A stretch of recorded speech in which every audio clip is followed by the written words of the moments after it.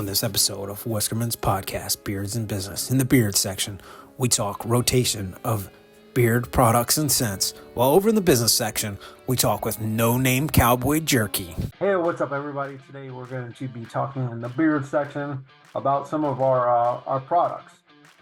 So, as some of you that have been following along and have seen us in person, we've got quite a few different scents for you to choose from. This is in order to make sure that we try to satisfy everyone's scent profile. A lot of you have asked for some different scents, so we're in the process of bringing out some new scents. So with that, as we add scents, some scents have to go away. So I wanted to make this episode specifically about that. So we are going to be rotating in seasonal scents that will just be there for a couple of months, and then they will rotate out and potentially come back the following year depending on their popularity. So with that being said, the one that is currently on is just an oil, and that is our Island Dream. That will run up until the end of this month. Once August ends, that will be replaced by its next seasonal one, which will be my favorite, Pumpkin Spice. We'll run Pumpkin Spice September, October, and future episodes we're going to talk about some of the other ones that pair well and how to do that with these scents. So Island Dreams is going to be going away. So if you want Island Dreams, either you've got two options. One, you can come see us in person. We do have events the next 2 weeks. We're going to be at Sweet Corn Festival this weekend, and then the following weekend we have a one-day event for a Vet Fest. So look at our website underneath the events tabs for more information on those events. Then you can also get it on our website. That will be up there until September 1st, and then we'll replace it with Pumpkin Spice. With that, we are also going to take some of the scents that are currently on there, pull them temporarily to give them an overhaul, and then some scents are just going to go away altogether and be replaced. So one of those scents that is going to get an overhaul and become seasonal is Luck of the Iris. Luck of the Iris is now just down to butter, so if that is something that you currently love in its current form that you love, the butters are available and they are $15. We will have those at events until we run out, and they will also be available on the website until they run out.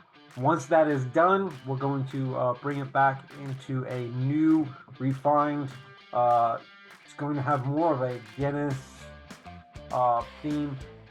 Still going to be in the Irish field, but we're going to only have that launch for during the past 2 weeks that we've done were Irish themed events, so it'll come out for those obviously for sale, and then obviously in March that will be our set. So there are going to be some transitions of products, so if it's your favorite, make sure you're getting on our social media. Make sure you're sending us information saying, look, please do not take this one away. I love it. If you take this away, my beard will never be the same. We want to hear that from you so that we know, look, this is really working. This is something that several people really love. Let's not mess with this formula. We're also contemplating, and it's a lot of work, and again, this is where your feedback will really be helpful, of potentially putting them into a special subscription base to where if you are part of this group of specific folks, that you can have access to scents that were either discontinued, retired, or seasonal, that you'll be able to access those all the time. But again, check out the website. Make sure you guys are signed up for the newsletter, because we will release the scents in there. We only send out one monthly newsletter, and then occasionally during the week, maybe once a week, we'll send out one telling you where we're going to be for that week. So we don't pull up your inbox every single day. So make sure you get in that, and if you are in there already signed up, make sure that you're checking your spam or junk folder for those. So that's the greatest information. Also, on another note, want to make sure summer's coming to an end. We're really moving fast this year, running out really quickly. Want to remind you that our DD214 portions of that are going to go to a veteran charity. On Veterans Day, we'll make that donation. We've already decided. We haven't officially made the notification to the organization, but that will be go to a charity really soon, and then we'll publicize that. So please purchase that. The other cool thing that we will be having launch really soon, hopefully by the end of the month, if not early September, you will see this. Those of you that have been to our events, we have obviously our swag, Whiskermen shirts, the black and gray. Those are available on the website now. But we also added some other shirts. You Smell Like Booze and Bad Choices, Come Sit By Me has been one of the most popular. We are going to launch those on the website. We are trying to get that up sooner rather than later, but those will be up soon. Again, that will launch through the newsletter. So make sure you're signing up for the newsletter. Make sure you're following our social media because that's where you're going to see it first. And then I will try to double tap it on this podcast. So really a lot of great things coming. A lot of awesome things coming as we're winding down the year and we get more less festivals and more online. We encourage you guys to reach out, let us know what you like. Also, make sure that you're staying engaged. Use the online, order through Whiskermen.com. Interact with us on our website, on Facebook, Instagram, and LinkedIn, as well as here on YouTube. Make sure you're sharing them with your friends. Help us grow this so that we can continue to provide you the best product possible. And we want to hear from you so that we're able to meet your needs. So that is a short, abbreviated edition of Beards. We will get into some more information, like I said, as we're going forward of mashing scents and stuff. And then we will probably restart going back over for those that didn't see the beginning of how to do more beard maintenance and things like that. So we will go to that. Again, if you have ideas, please reach out. You can send us an email. You can hit us up on social media. However, we'd love to hear your ideas. But now moving over into the business section. This was recorded a while back. This is a local Ohio business, part of the heart of Centerville. No-Name Cowboy Beef Jerky. Really great group. They really, they play up the whole cowboy theme. Just some great human beings over there. They've got some great jerky.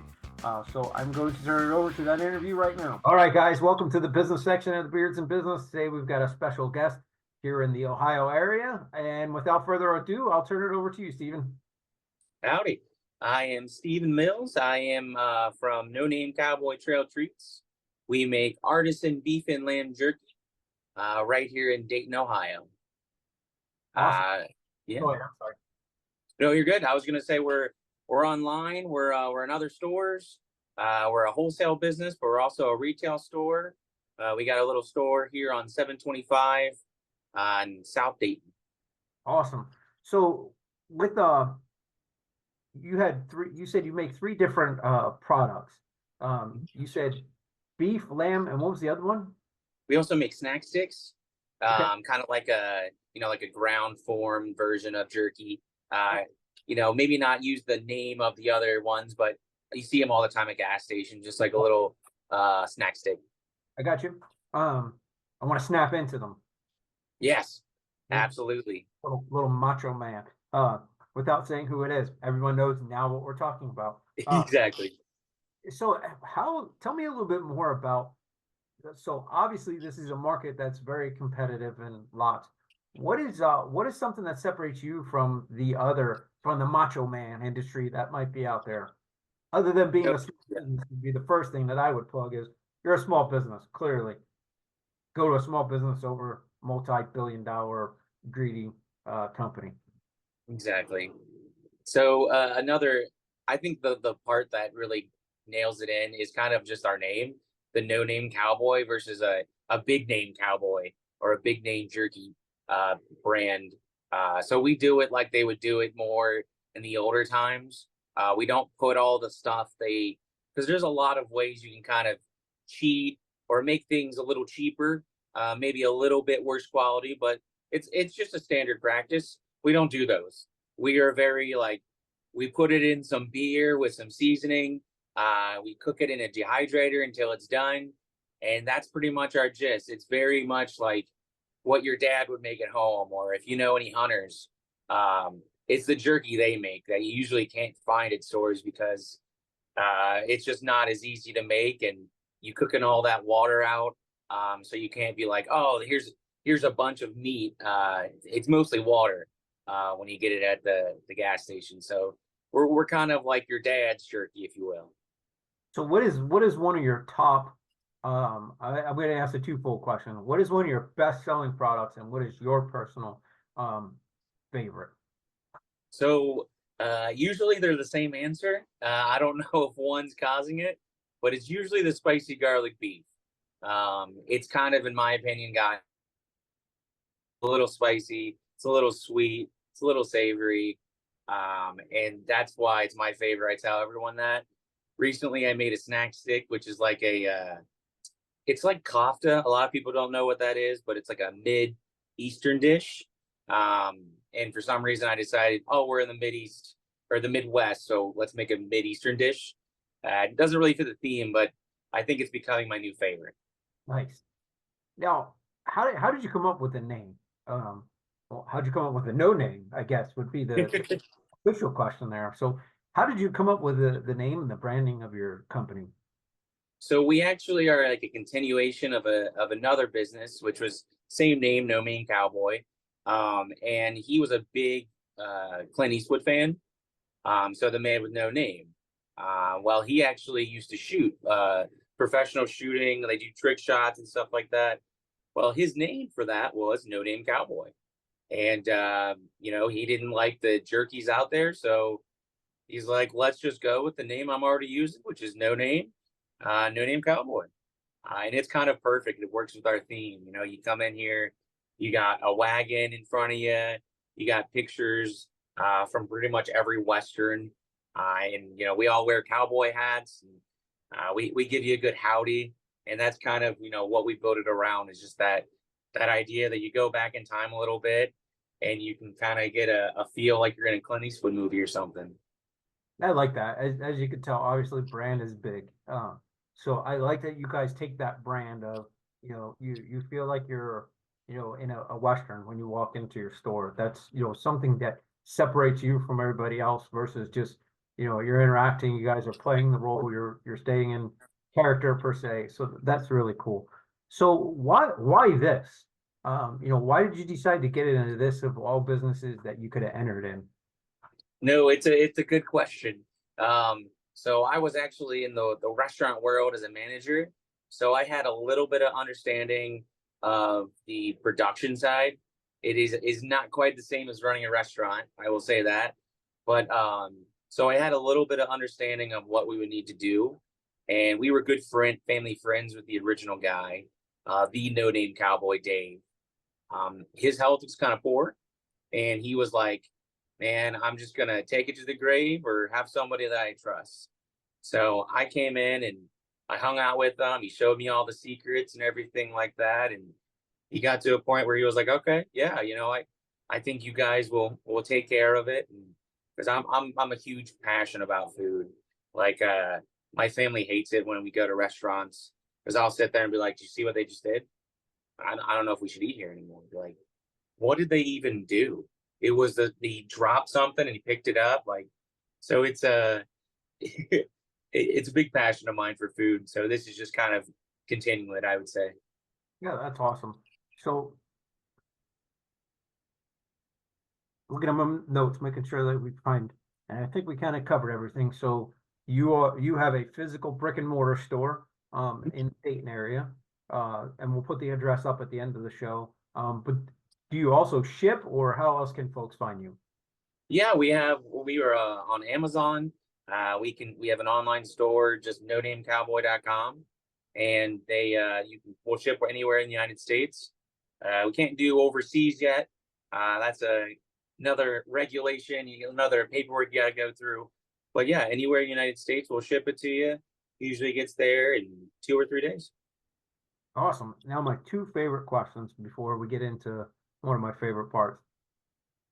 What feeds you in the business as far as what keeps you going, whether it's, from helps you in your personal or helps you stay motivated? Like for me, I like to consume leadership books, mentoring. We met through the Heart of Centerville. I love Yeah. being in work, learning from other folks. What is it for you? And then if applicable, can you give the audience an example to use? Yeah, no, I am one of those annoying people that I truly just get a lot of enjoyment out of making people happy. So my favorite thing to hear when I was in the restaurant world, this was the best meal we've ever had. Or for here, it's, oh, this is the best jerky I've had. And that is what gets me up in the morning, is like, how can how can I do this to make somebody's day better? And then that just makes my day better. That's truly what feeds me. I read plenty, and I love to just, any knowledge is great, but my favorite thing is just making somebody's day with something I made.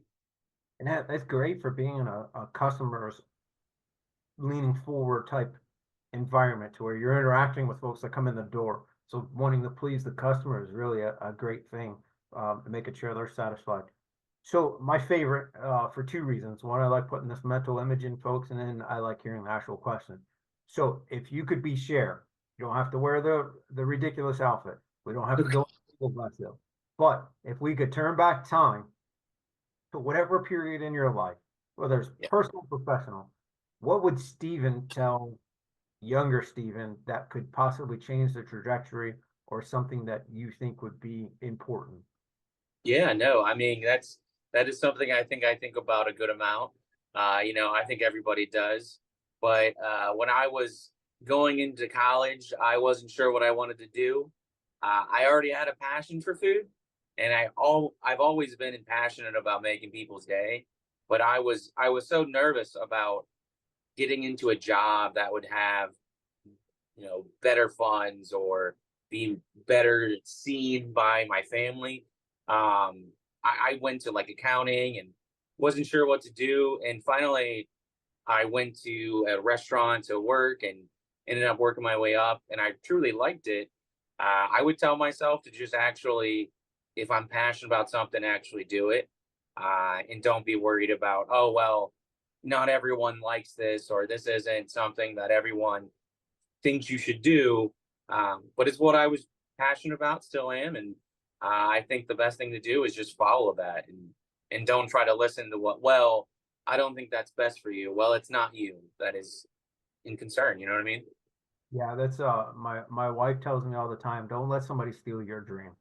There's a lot of naysayers out there, and there's folks who want to, for whatever reason, we live in kind of a more of a negative world. People want to see you fail. Yeah. And don't let them steal your dream. So that's beautiful to go back and tell yourself. So this is one of my favorite and most scariest part of the show, because this is the part to where I turn it over to you. So wherever you want to go, the floor is yours. If there's anything you want to add, questions, any comments, it is yours. No, I think the most important thing, it's kind of half of our goal, besides just continuing the no-name brand and tradition, is getting people to know about lamb and American lamb. A lot of people will go out to eat. You could even pass a sheep farm or sheep ranch or whatever, and go get some sheep, get a rack of lamb, be like, oh, it's probably from down the road. Most lamb we eat is from overseas, and it's been frozen, and it just isn't as good quality. So I think one thing I really want people to know is try lamb. We give out samples here, and it's something that a lot of people will go, oh, lamb? Like a tiny little fluffy lamb? I don't want to eat that. And then we give them a bite, and they go, did you give me the beef by mistake? That was really good. And I go, no, that was the lamb. And I've gotten a lot of people where they're like, you know what? I think I want the lamb jerky now. So it's been fun to get people to do that. And that's kind of been something that we're about, is just, hey, do you know about lamb? Have you tried it? Well, you should. So I want people to try it. Try lamb. Yeah, so I'm gonna go full dad mode on you. So move over, beef, because lamb isn't bad. Absolutely. Full dad, and I will not edit that out. Anything else you want to say before we close it down? I mean, that's kind of the gist. It's my first time doing anything like this, but it was fun to do, and I sincerely do hope people try lamb. Yeah, absolutely. So, folks, as soon as this is over, I'll close it out, and then we'll put all Steven's No-Name Cowboy information up, so that you can order via the website or stop in and try lamb and convert over. So, Steven, thank you so much for taking the time to be on the podcast today and sharing us. I was not aware. I don't believe I've ever tried some lamb, so I'm gonna have to come down and try some lamb here real soon. So thank you for being on the show, and we appreciate it. And then, folks, thank you for listening to this part. We'll close it out here in 1 minute. All right, everybody, that was awesome. We learned a little something from Steven and No-Name Cowboy, try some lamb. I'm gonna go down there and try it, and then I will. I'm pretty sure they'll probably convert me. I'll probably be a lamb person because it's not bad. Two jokes. I'll stop doing that. So, folks, thank you so much for making it to this point in the video. That means you made it all the way through. Again, as always, a shout out to our first responders, our military, and our veteran community. Folks, if you can't get behind them to support them, feel free to stand in front of them. We'll see you on the next episode.